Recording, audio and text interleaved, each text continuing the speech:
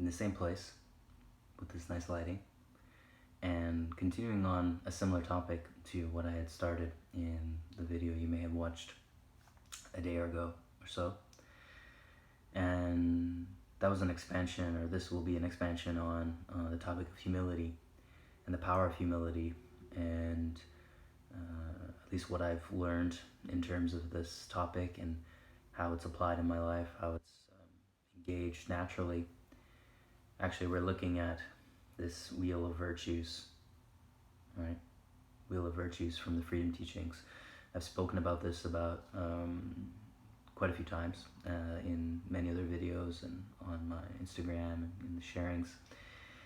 And I've focused on this so much in my personal experience over the past few years. I mean, so much in my life, but past few years in particular, as I came into these specific teachings from Freedom Teachings, Kahlonic Science.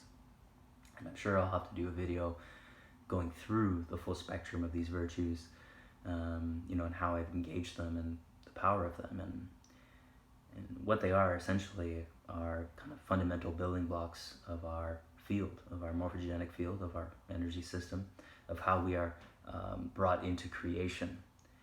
If we can understand the principles of the virtues, of what they represent in terms of integrity, power, love, kindness, compassion, reverent respect, mindfulness, communication, enlightenment, the 13th virtue, and the other ones that I'm missing right now.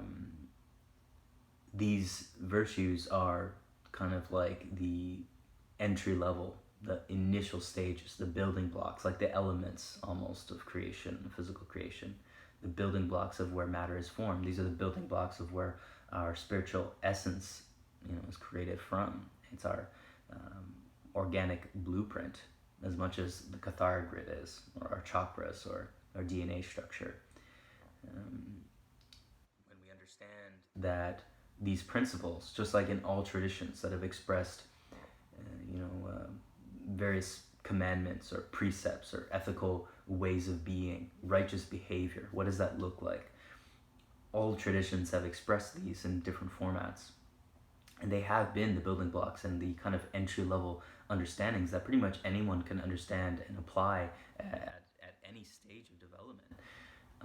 But as we move through our development, and as we go through the path of frequency accretion and ascension or ascension, awakening, healing, we come to see these principles in deeper and deeper ways, more clear ways, right? Like, how many times have we come to learn a particular lesson about any of these principles I mentioned, or anything, patience, humility, integrity, respect, kindness, compassion, understanding.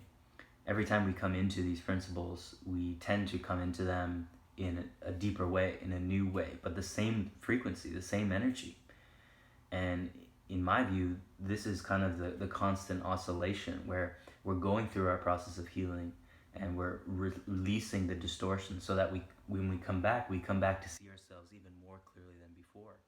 Because this is a part of our anatomy, just like this finger is, right? It's a part of our energetic anatomy, just like this finger, this hand, this face is of this physical body.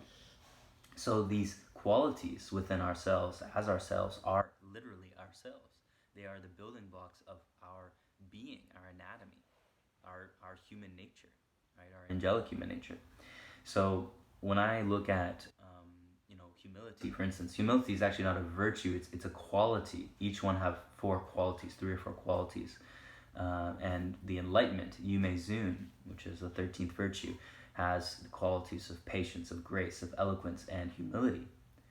And when we come to see that humility, the reason why it's so revered and it's such an ancient, masterful precept, it's been viewed as one of the highest principles, within all spiritual traditions. So why is that? Well, to me, humility is an emptying as much as it is a willingness to be filled, with the love of God's source, with the knowledge of God's source, the omnipresence. To be filled, you have to be willing to be empty. And humility, in so many ways, is the constant emptying of what we think we know, or our beliefs, or our opinions, our perspectives that we hold so strongly and hold with such certainty. And the longer we hold, to these things in sometimes ignorant or illusionary ways, the more the pride starts to build. A certain pride around who we are and who we think we are and what we think we're here to do, or um, you know, um, uh, the power that we may feel we have, the abilities, the siddhis, superpowers in yogic culture. Humility is a grounding of that constantly, because as we come back to the ground and to the humility and the energy of that, we are essentially protected, right? We're protected by this humility itself, because it is this virtue of enlightenment, and it is that frequency and that geometry and that essence within us that is being remembered, and that frequency that we connect to is so powerful. And the unrighteousness or the evils or the distortions or the attacks, the influence is just not possible to circumvent that, right? Or to knock us off this energy. And maybe then deeper humility is even necessary, because maybe it is still even possible. So humility is like a never-ending thing, because it is a quality that is us. It's not something that we do, or it's like, we're never. It's like kind of when people say, "Oh, I've already been patient," right? Or I've been patient enough. It's like, well, clearly, if you're not getting or not receiving or not coming into what you believe or feel you are to be coming into at a particular time, then patience is still inevitably required. And it's not something, again, that's required or not required. It's just something that is. It is an ever-present energy that is always true. It is always necessary, eternally necessary, because it's a part of us as our eternal self. So humility is the same, and humility really sets us up for success in all ways of life, because we essentially can then learn from everything and anything.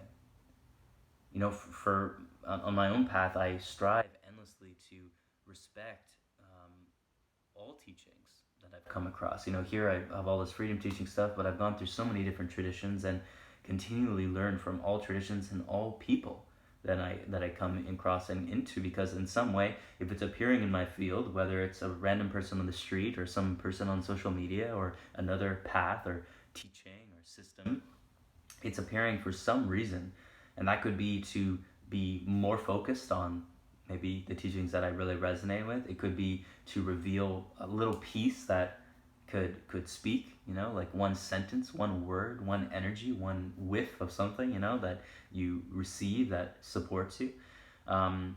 It could be really anything. And the more humble we are, the more we're able to actually listen and hear what that may be, and not make preconceived judgments or perspectives or,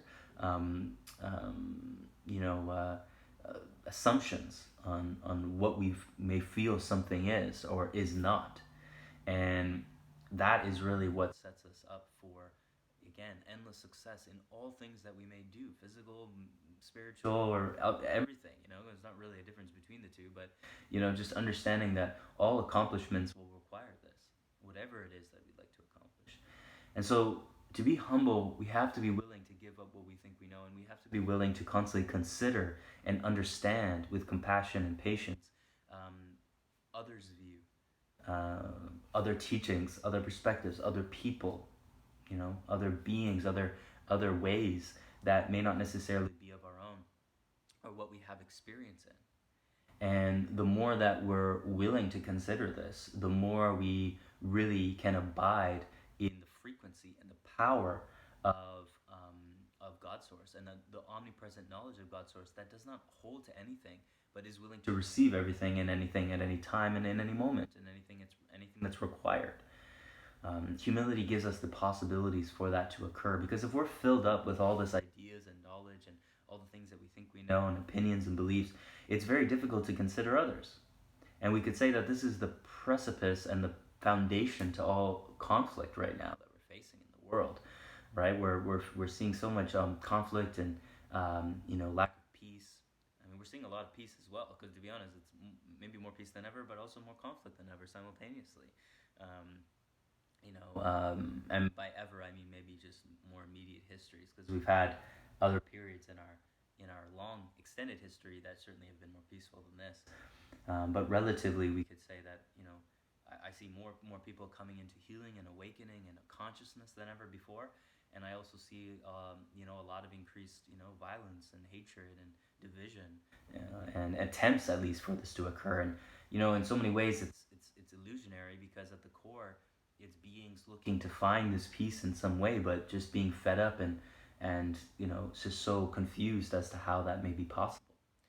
So each of us are in service by doing our best and finding that for ourselves, this peace for ourselves, and living these virtues, being of righteous, living within a space of righteous behavior, righteous conduct in all of our ways and actions, and feeling protected within that, because we will be protected within our own energy field if we are remembering what our energy field has the capacity to be.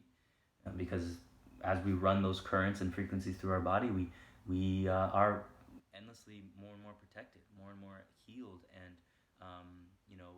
stable in the remembrance of our true nature and our eternal nature, our organic blueprint and self.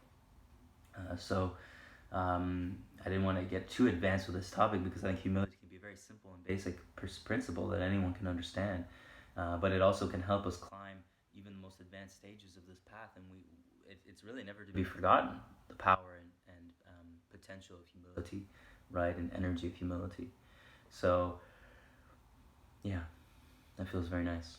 I hope this message lands for some, and it's just a personal reflection within my own space. It's an endless lesson on my own journey, but hopefully this is received in good light. So deep love to you, and we'll chat soon.